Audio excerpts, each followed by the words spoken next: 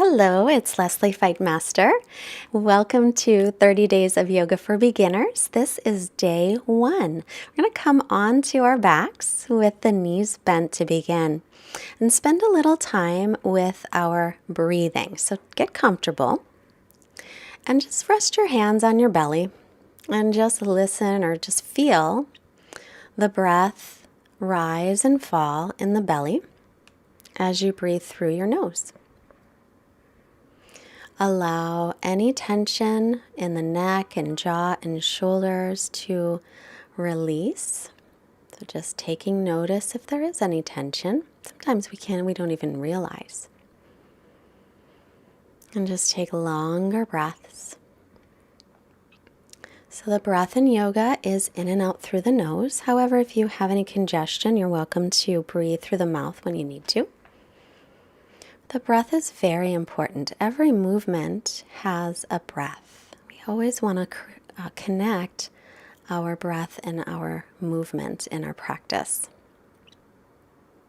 Now with your hands on the belly, I'm just going to inhale and really expand through the belly. And then exhale, feel the air empty out and the belly draws in a little. And then again, inhale, fill the belly. And now walk your hands up to your rib cage.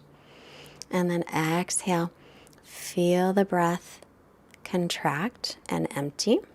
So as you inhale, you'll fill the belly and up through the ribs. And now bring your hands all the way to your chest, all the way by your shoulders. See if you can take the breath there, all the way high. And then you'll exhale completely. And one more time, a nice full breath. Inhale, belly and rib cage all the way up. And exhale. Release it. Now we'll inhale through the nose. This time exhale out your mouth like you're fogging a mirror. And again, inhale through the nose. Exhale like you're fogging the mirror. Halfway through, close the mouth. That slight constriction in the back of the throat. Try and keep it as you breathe in and out through the nose. This is called Ujjayi Pranayama. It means victorious breath. So just continue breathing in and out through your nose with that little constriction in the back of the throat. If it seems difficult today, don't worry. You'll just keep practicing it. It becomes easier as we go. Now we'll keep that breath going, but extend the legs out and point your toes up to the ceiling so your ankles are flexed. Your leg muscles will be more engaged. And now you can just let that relax. I want you to notice your body on the ground. So notice the points that are touching. And especially notice in your back, the spine. The spine has natural curves. The lower back is not touching the floor most likely, but the upper back is touching. The neck lifts away from the floor, and the back of the head is touching. Also the hips are touching and the heels, maybe the backs of the thighs and the calves. So I just want to take notice of that, and especially the natural curves in the spine. We would like to keep our natural curves in our spine as often as we can during our practice.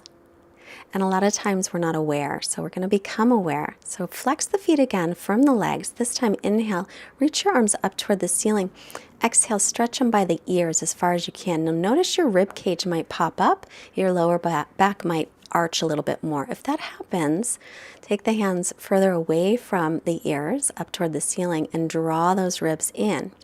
Now take your fingertips to your shoulders and just start to make circles with your elbows. We're going to warm up the shoulders. So as if you're drawing circles on the ceiling with your elbows. Make them nice and big as what's comfortable. And then pause and start to circle in the other direction. Keep the breath nice and steady. Don't forget about breathing. And then pause and arms by your side. Your legs might start feeling this because the legs are still firm here. Inhale, arms up, over as far as you can, but make sure those ribs don't pop out and the lower back doesn't overarch. Let your shoulders relax away from the ears so they're not all bunched up. As you exhale, take the arms back down by your sides. Once again, inhale, sweep the arms up and over as far as you can while keeping the ribs in, reaching the tailbone toward the heels. Exhale, arms down by your sides. Legs are still active. Now we'll draw the right knee into the chest and bend the left knee, put that foot on the floor, or you can keep it extended out. Start to circle the right ankle in one direction. You can hold on to the shin or behind the thigh. Circle it in the other direction. You might notice I'm wearing socks. Usually I don't wear socks when I practice, but today it was really cold, so I kept my socks on for this one. Now extend your right leg up toward the ceiling and let it straighten out as much as it will. Now it might not straighten up that much. It might be a little bit bent. You might be holding on to the leg closer to your hips. But wherever it is, try and draw the right hip a little bit forward so your hips stay level. And keep that left leg active, toes pointing up toward the ceiling, and continue steady breathing. Go in a little deeper if you can, or not. Wherever you are is fantastic.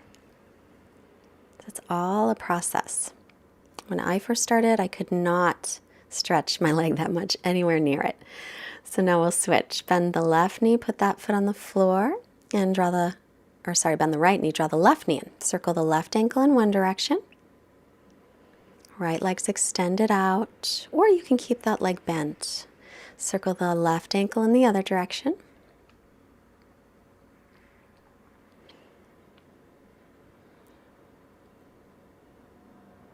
And then we'll extend the left leg up toward the ceiling. I'm holding on behind the thigh, but you can grab onto your pants and hold.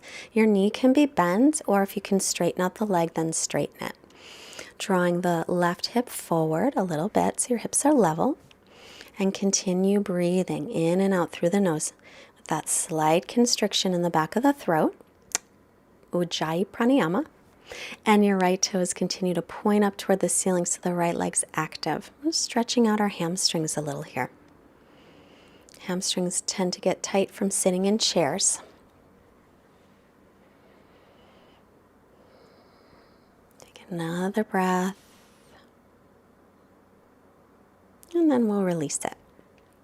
Now bend both knees, hug your knees into your chest. This is called Apanasana, rocking a little bit side to side.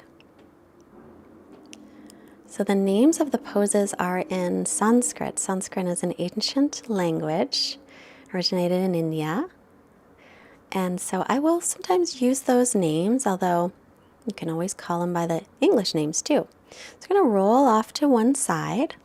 And just pausing a moment. I want to show you how to get up safely.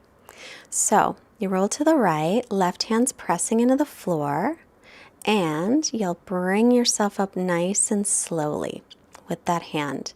Now we'll make our way to hands and knees. If your knees are on a hard surface, be sure to pad them up with a pillow or blanket. Line up wrists under shoulders, knees under hips. On an inhale, bring your chest forward, lift your chin, and lift your tailbone up. As you exhale, round your back, tuck your tailbone under, and pull the ribs and belly in as you press away from the floor. Inhale, gently drop the belly, bring the chest forward. Shoulder blades are drawing toward the waist. As you exhale, press firmly into the arms and hands and lift away like you're a Halloween cat or a scared cat. Inhale, bring the chest forward again, lifting the chin and tailbone. And exhale, rounding the back. Sometimes call this one cat and cow or Bidlasana. One more time, inhaling, drop the belly, lift the chin and tailbone. And then exhale and start to round the back. Pull the ribs and belly in strongly. Inhale again, chest forward, collarbones are widening.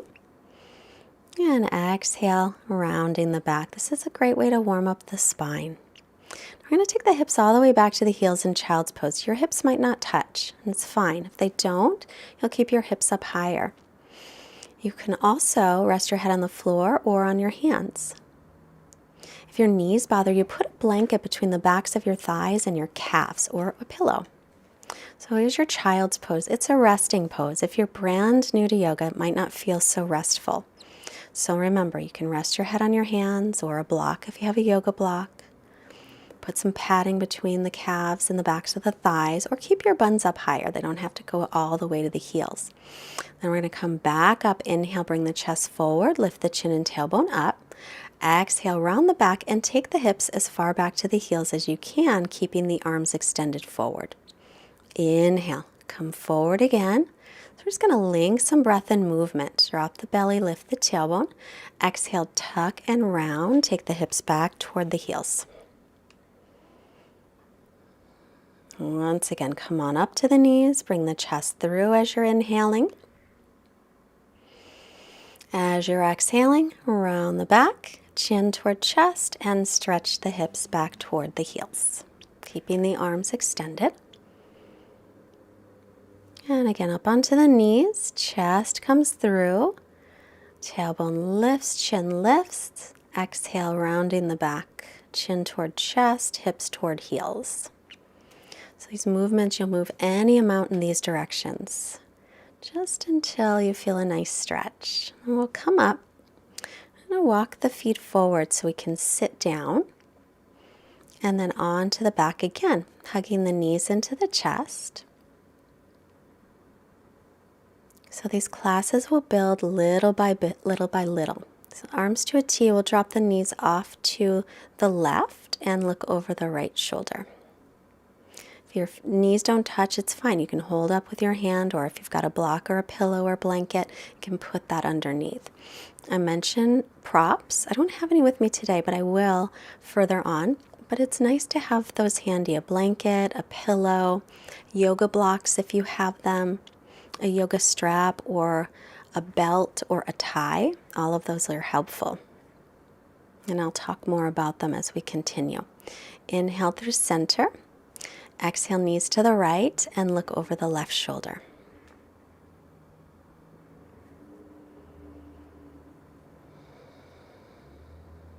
Long breaths. Again, relax your jaw, relax your shoulders, belly, hips, let it all relax.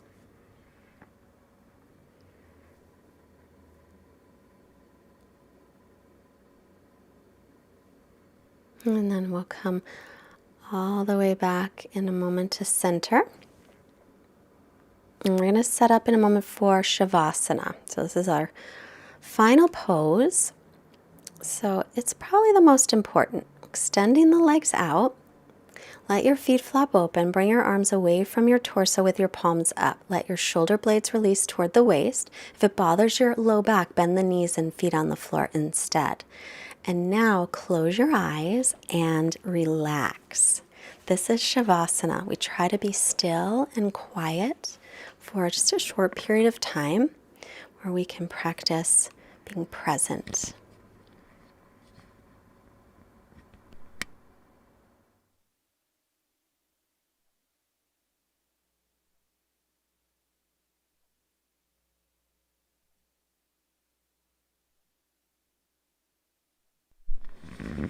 As you're resting a little longer, I always like to end it with a quote.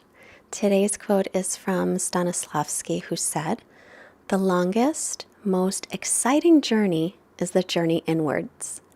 So this is the yoga journey. It's the journey inwards, and I'm so excited that you're on this journey with us.